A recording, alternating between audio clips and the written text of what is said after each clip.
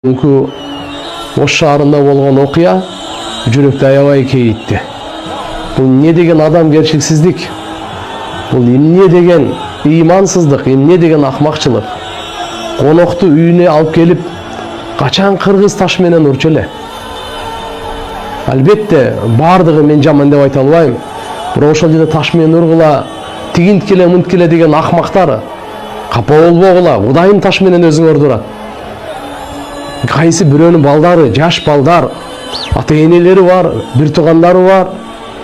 Ушу кантип деген ушу 10-15 балага ушинтип бардыгы чыгып, оюн эгерде бул биздин ынтымагыбызга оюн залака жетсе, мындай оюнду ташташ керек.